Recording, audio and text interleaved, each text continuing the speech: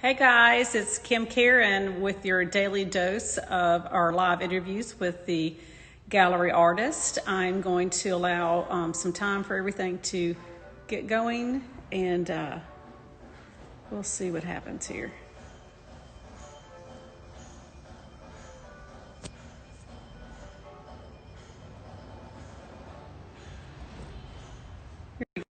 And you might need to just accept. Whoop, it worked. Ah! Good. Hey, hey. All right. Well, I don't have my iPad today, so it's going to be a little rough, but so hopefully not too close in y'all's face. All right. So let's start with you doing a little tour of your studio. Well, here you go. That's it. Now, Yeah. actually, I use the attic of my home.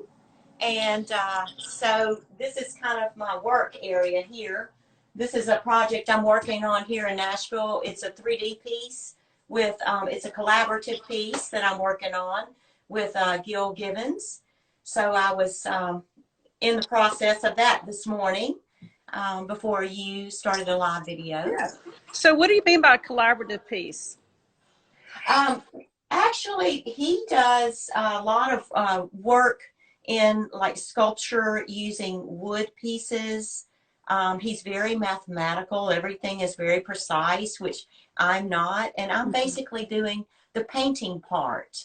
Okay. This piece is part of it's going to have 3 pieces to it.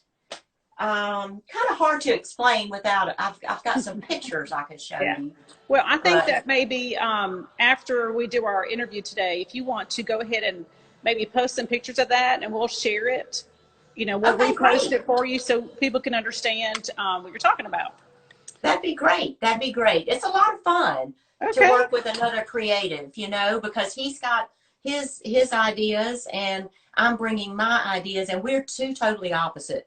I mean, he is precision. Everything's got numbers on it, and I am what? So that's okay. That's a lot of fun. Well, you can definitely see the energy in your paintings that that you have in yourself. So I think it's really portrayed in the paintings that you do. Just to let everybody know, behind me I'm going to kind of do a little lift on my phone. Those paintings are Catron's, and then there's that one right there on the floor, and then there's one over here that's hers as well. So anyway, I have my phone, and is my music too loud in the gallery? I forgot to turn it down. I can hear it, but I can hear you fine. Okay. Just want to make sure before we go further. I'm sure people can hear me because I'm not very quiet.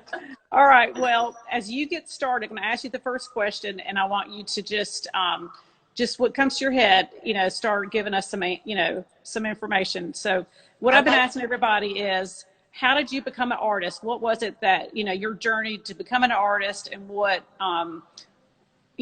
are you self-taught? Did you get a degree? What's your story on becoming an artist?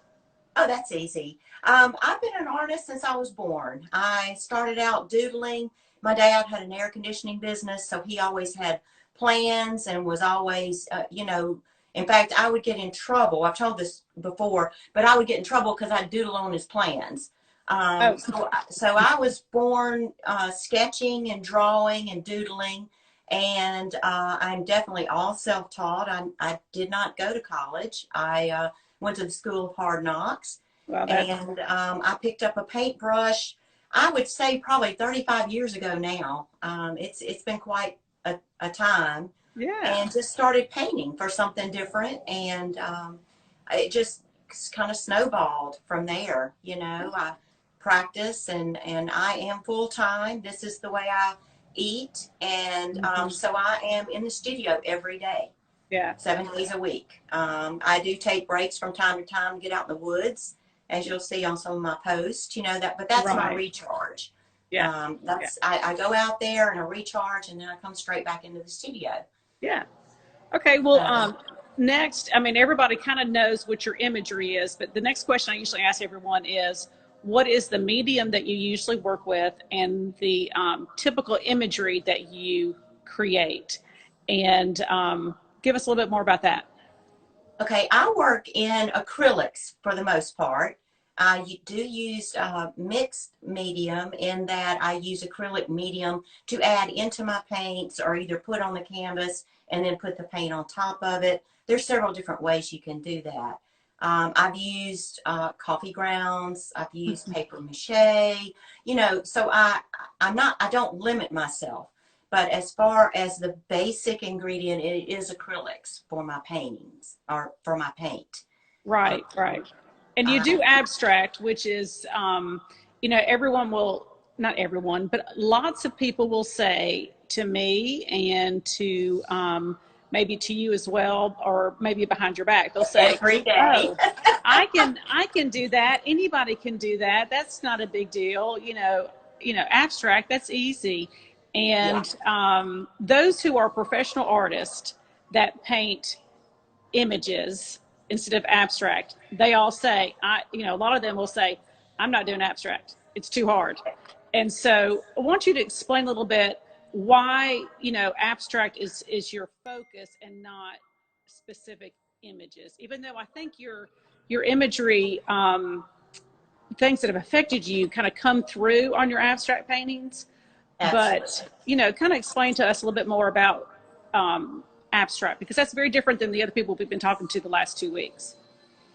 Well, let me start with just a little story that I tell my students, because I do have a lot of beginning students, and they come in with, the attitude of, or sometimes they'll say, "I just came in here to throw some paint and, da, da, da." One of the stories that I share with them is when I first started out and had one of my very first art receptions, I overheard a lady behind me. Obviously, she didn't know that the reception, I was the artist, in honorary or whatever. But anyway, and I overheard her, and she said, "Oh, my grandson's 10 years old, and I guarantee you he could do that." Oh, yeah. True story. Okay. But you know me, Kim, you and I have been working together for a long time. I didn't get mad. I just waited until she walked away and was not in the group of people. And I went over to her and I said, "Hey," I said, "I'm Catron Wallace and I'm the artist."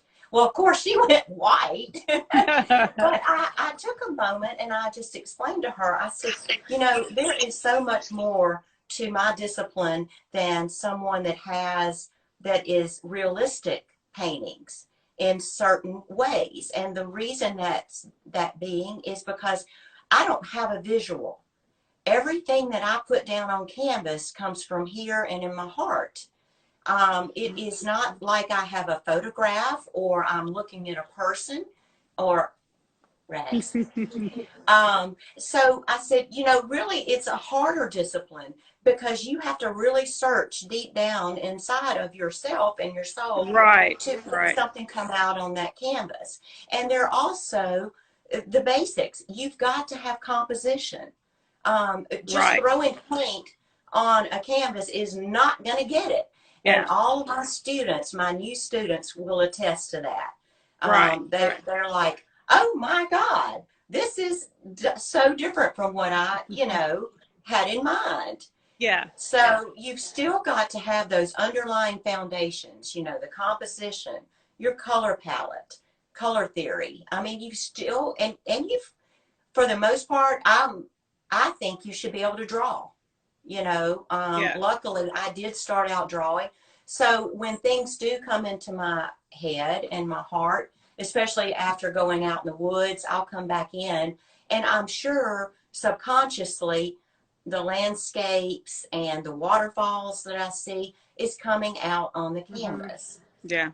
If that makes sense. Oh, it does. It does. I know that you used to ride horses a lot, so I don't know if you still do that, but I always could tell, when you've taken a break, it really kind of allows you to rejuvenate yourself. And I think, and you can see the nature elements in your pieces. And, like whatever this shoulder, that one's got a lot more energy. And, those up on the wall are brighter and lots of layers of color. Whereas when I go to the ones here, like that one, that was your Colorado series. And then these two over here, those are more toned down. And I just think it's so interesting to see such a drastic difference in the color palette, but they have such, they still have a lot of energy in them, and they also tell a story. You just have to decide what story you want it to be. You know, that's one thing I like about the abstract is that you can't, it's an implied, or it's a, not implied, I'm trying to think of the right word. You can create your own narrative. You can sit there and try to figure out what the artist is trying to tell you, or you can have your own story in it. And I think that's really kind of, you know, it's kind of neat. Oh, I love it when a client tells me what their perception of my work is, or what they're seeing in my work. Right, right. You know, and that's the way I like that. I think everyone's vision is different when you look at a piece of art. Well, even when you look at a landscape, or if you look at a figurative painting, there is something in that that appeals to you, that's going to appeal, it's going to have a different appeal. There's something else in it that appeals to somebody. You know, like I might like, you know, in a figure, I might like how they've done the outlines, whereas someone else might like the background, or, you know, there's just different elements that we're all going to see, whether it's going to be in a abstract painting or in a landscape painting or figurative painting or a still life. You know, everyone's going to have their own interpretation, and I think that's really exciting, where abstract gives you lots of different interpretations, more than I think, Right. you know, in some other paintings. Oh, and it's fascinating to hear what everybody sees, you know, but all of my work, it's funny because most of my collectors, they all say, I can always pick out a Catron, no matter what color it is or palette or whatever. And I think it's just because nature does inspire me very much. Yeah. And I think it's that energy coming through in my subconscious or whatever that goes through on the canvas. Yeah. You know, and if for us in the gallery, and I also try to recommend this to our customers, is that, you know, abstract paintings are a great complement to a still life, to a landscape, to a figure, because that way, I mean, you don't want to have all landscapes. Now, some people do. Some people want all figures. Some people want all still life. But when you interject the abstract paintings in with that collection, it just allows your artwork to become, your walls in your home to have more warmth and more meaning. And it makes, you make each other pop. You know, instead of everyone blending in as all figures or all landscapes, it allows each one to kind of like, My phone rang. yeah. It allows, you know, just add some depth that you just don't get if you have all the same kind of stuff. And so that's what I love about abstract. I think it's just such a great way to add just more depth and warmth and character to your home. And I always suggest for people to do it. Sometimes they don't want to, they're just, some people are nervous. They're thinking they have to have figure out what the meaning is behind the abstract. And you don't have to. You just, if you like it, that's all that matters. And I talk about that all the time.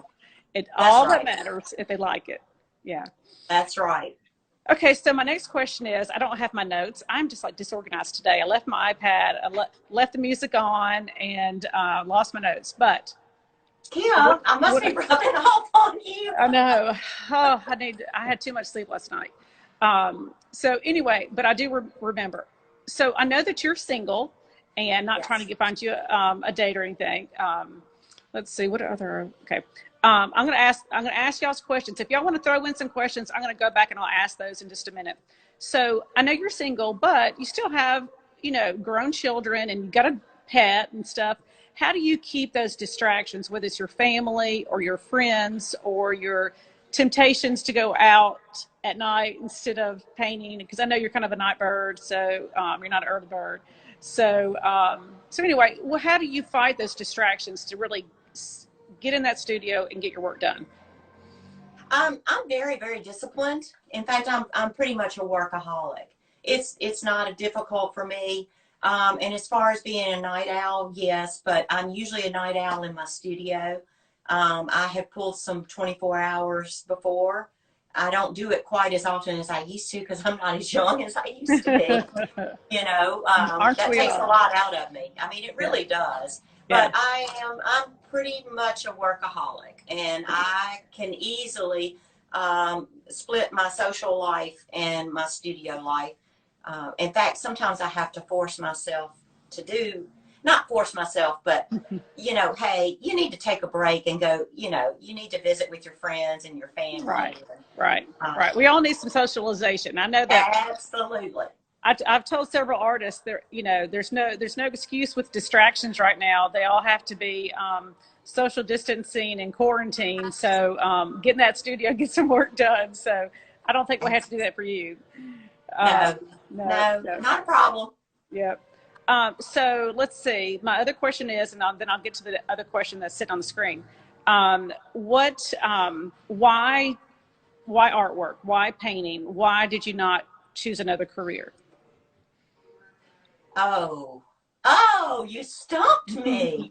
Because there was no, it's just I was born this way. Okay. I mean, I just really have always known it. And, you know, back in my younger days, yes, I did this secretary job, and I was fired from several, and they still love me to death. In fact, I'm still good friends with them. But they call me in the office and they say, Catron, we love you, but you really stink at this. And I'm like, it's just you're me. honest. I mean, you're honest. Yeah, That's good. I am. I mean, I'm just, this is me. This is what I do. I think cool. this is what I was meant to do. Okay, well that's awesome. That makes me feel good. All right, so I have Christy Faries asked a question. What other artists influenced you? And she said she loved your work. Oh, thank you, Christy. I am a big fan of Kooning. I am a huge fan, and I know he was strange bird, but I loved his paintings, and that was Salvador Dali. Yeah. I've got 2 coffee table books that I've had for many years. It's so strange because as a child, I really wasn't exposed to artists. But somehow Salvador Dali, around when I was probably 10, 12 years old, came into my viewpoint, or my view. And I am just enamored with his work. Yeah. And a lot of the surrealism. Yeah. Masters. I'm very, very into that. I love Van Gogh. Van Gogh is the pronunciation. And of course Monet, you know, his color. Whew, boy, what a master. What a master. I'll be there one day. I'm working on that. I'm working on it. You know, and most people know, and if people don't know this now, that they don't know it before, they know it now. I have a business degree. I'm not, you know, I didn't study art history or anything like that. But, you know, this is just my commentary. So for whatever it's worth, you know, the masters are called the masters because of how they changed the art world and how they mastered color and form and balance and, you know, interpreting what they see in their own way. And that's what I always thought about, what I would consider, the master painters. That's what was in my head. I'm sure it's probably not the right description, but I think it's just fun to know that you don't have, like I said before, you don't have to have an art history degree to have your own analysis of the art. And you may not have studied art, but you know some of these masters from, you know, you're searching out that information because you know there's something to glean from them, and I think that's fantastic. Absolutely. You know, you learn from those that went before you. Yes. You know. Yes. Let us all learn. Who knows? Maybe in 100 years they'll be talking about me. You never know. You never know. Wouldn't that be cool? That would be cool. That'd be cool. Well, is there anything else you wanted to share with everybody before we ended our interview? No. Are there any more questions? Anybody have any questions? See. Or let me look. I'm happy to answer. This is Rags, by the way. He's my little rescue. He's sweet. I had someone. So cool. Let's see. I had someone say they loved the live interviews. Oops, it's a little too close. Let's see. I've had lots of people waving, and let me see. I'm trying to see if there's any other questions. I'm not very good at this. Sorry, I'm screening in front of Catron's face. I'm scrolling through here. Let's see. Nope. I can't find any other questions. Okay. But if Well, anybody you know, the only thing I'd like to add is everybody, we're all in the same boat with this. I mean, this is unprecedented. Yeah. You know, what we're going through, and we are all going to feel it in some way or another. Yeah. And a lot of us, especially, I mean, I am definitely single, and this is my only source of income. And I know that things are coming down that are not going to be good. So let's just all pull together and try to help each other, and think about your neighbors and you know, your local restaurant owner. I mean, everybody is going to be affected. So try to help out your community people by, you know, purchasing from them if you can, buying a piece of art, you know, Yeah. whatever it takes. But my main thing is we've all got to come through this on the other side, and we will. Yes, we will. We will. And All I right. just think we ought to all stick together. Absolutely. So I do have another question. Someone said, Shelby Lee Designs. She's one of our artists out of Hattiesburg. She said, do you use a paintbrush or a palette knife to paint? Well, let me just show you. Okay, here are just some things that I'm grabbing. I use paintbrushes sometimes, not much. I use my hands. I use little, can you see? Little thingies like this. Yeah. I use a lot of paper towels. And I know you've used paintbrushes because mine that were here at the gallery disappeared when you did a class. Oh, did they? Toothpaste, Oh. toothbrushes. Yeah, I know. Oh, toothbrushes. Oh, yeah, yes, toothbrushes. absolutely. Not toothpaste. I was going to say, yeah, I mean, I use all kinds of stuff. Here's a fork, very well used. Yeah, I'm going to turn this In around. I other want people to words- see some of these close-ups, so give me a minute. Yeah. Okay, Look, so. hey, look, fork, very well used fork. And this is what I tell my students. It's like, guys, both ends of the toothbrush, well, that too, but both ends of the paintbrush are usable. Hello. Yeah. I use everything. And my kitchen, there's nothing sacred in my kitchen. And when I go to Home Depot, I always go down every aisle because you can always find something cool. There we go. I mean, I use brushes, but they're probably used about 25% of the time. The rest of the time I'm using other things. Good question. Yeah. All right. Let's see if there's anything else. She needs to come to one of my workshops when we get back together. Well, at your place. Hopefully we'll be having some more workshops after May 1st. They kind of closed for us here at the gallery. In case people don't know, we did have to close our door according to Tupelo city ordinances. So we have to stay closed at least through the 17th. So we are praying that we can open up on the 18th, that Saturday. So we'll be trying to keep y'all posted through our Instagram and our Facebook and our e-news and such. So y'all please be watching. We really just want to make sure that y'all get to know our artists right now. Time to learn about them and what they do and how important it is to support them because they need your help. You know, they all of a sudden everything, shut down in just a heartbeat. And I've told a lot of our artists to bring in, send me some small pieces so we can at least maybe sell some less expensive stuff. And then once we get back open, hopefully by the end of the month, we can sell some bigger pieces and I can deliver them to your homes and install them and have a great time. So anyway, we just hope that y'all are praying for each other and check on your neighbors and your friends and even your enemies and make sure they're okay. And maybe this is time to bridge that gap. So anyway, Absolutely. All right. Well, I think that is about all for today. And thank you so much, Catron, for spending some time with us live. And I'll save the story and I will try my best to figure out how to record this and load this to YouTube in the coming days. I'm not the best with this and I'm going to try my best. That'd be great. And thank you for having me, Kim. Thank you for everything. We got this and I'm going back to work. All right, great. Me too. Ciao. All right, take care. Bye. Bye.